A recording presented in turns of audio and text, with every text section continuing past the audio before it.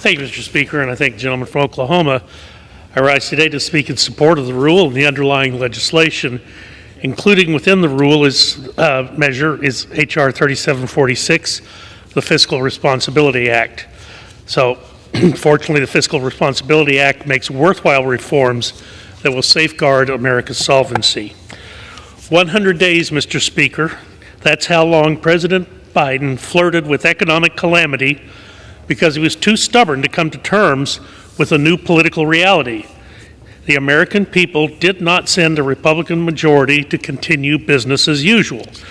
Mr. Speaker, the typical business as usual where elected lawmakers come together in a lame duck session and knock the bottom out of the country's finances. Well, no more, Mr. Speaker. With the passage of this legislation, Republicans are putting America back on a sound fiscal footing by reducing non-discretionary funding, reforming entitlement programs, and adding requirements that Congress pass its 12 appropriations bills on time. That is a massive change from the status quo. I credit our fellow Rules Committee member Thomas Massie for the concept of including this in the debt limit bill, because if the appropriators cannot pass all 12 of their appropriations bills by September 30th, it automatically goes to a continuing resolution with a 1% reduction. That's the first time that has ever happened. So we have budget enforcement, in fact, without blowing up the filibuster over in the Senate, and we all know what that could lead to. No one can say they got everything they wanted in this bill. And candidly, I don't think the reforms, the permitting reforms are nearly enough. The NEPA reform included in this bill is an important first step, but there is no question that we will need to do much more. The full faith and credit of the United States is preserved with this legislative product. And bear that in mind.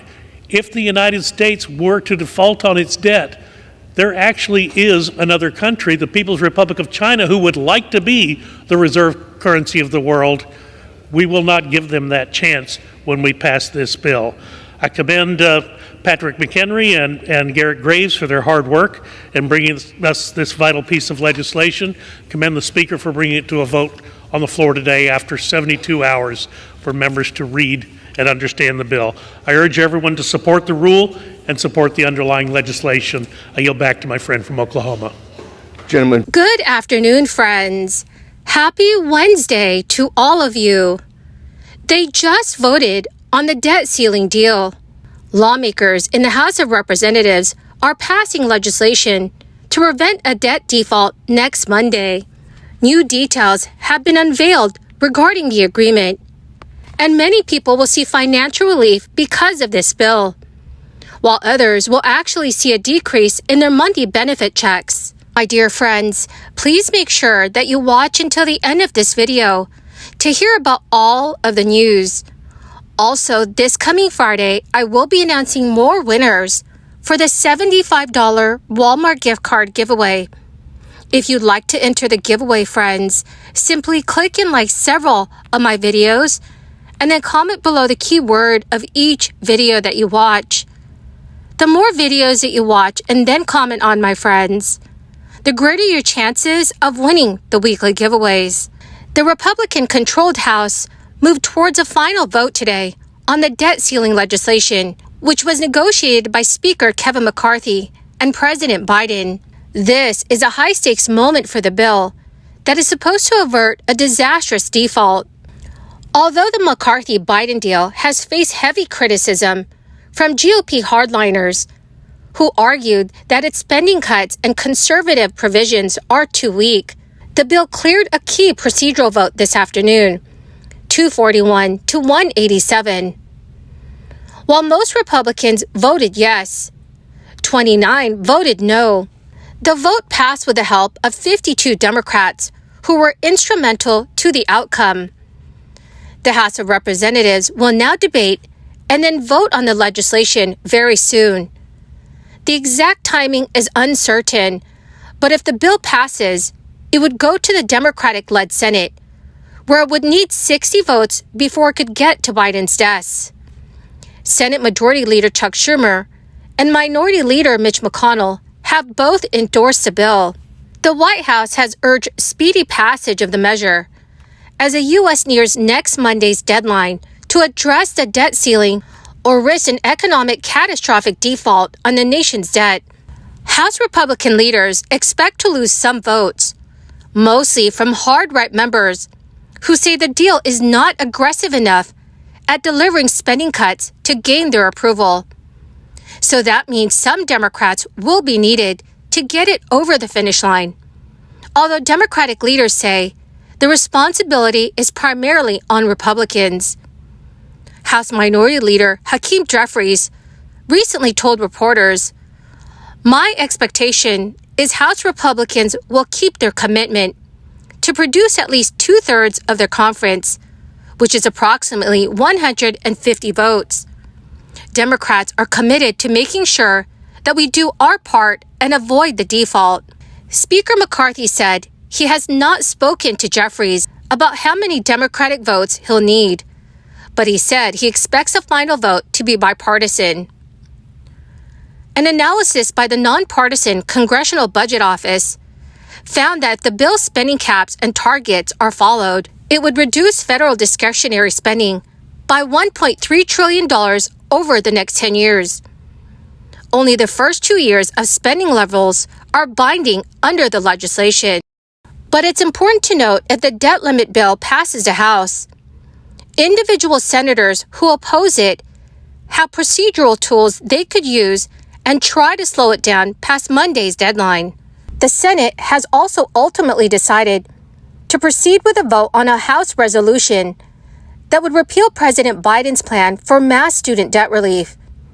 The House passed a bill along party lines last week, although 2 Democrats voted with GOP lawmakers.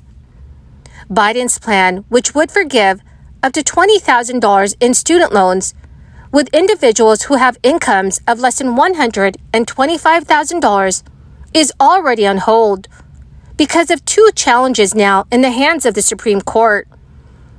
The Supreme Court typically issues its decisions by the end of June. Today's vote was mostly procedural, but it could forecast whether the GOP effort to block Biden's plan will make it out of Congress before the Supreme Court issues its final decision. It was unclear whether enough Democrats who control the Senate would sign on to the measure to clear the chamber. The legislation would nullify various recent Biden-led efforts at relief, including the latest extension to the pause on student loan payments. But Republicans have engaged in multiple strategies to end the moratorium.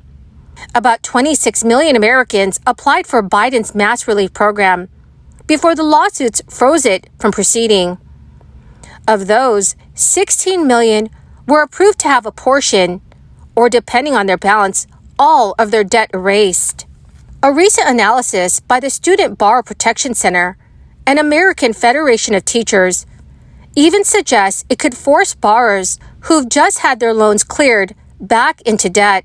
The analysis found that more than 250,000 public service workers who had their loans forgiven at some point between September 2022 and March 2023 could have their student debt reinstated.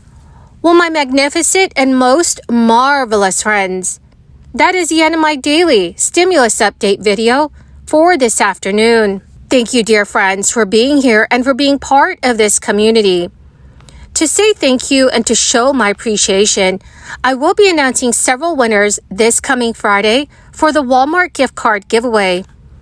If you'd like to enter the weekly giveaway, friends, all you have to do is click and like several of my videos and then comment below the keyword of each video that you watch.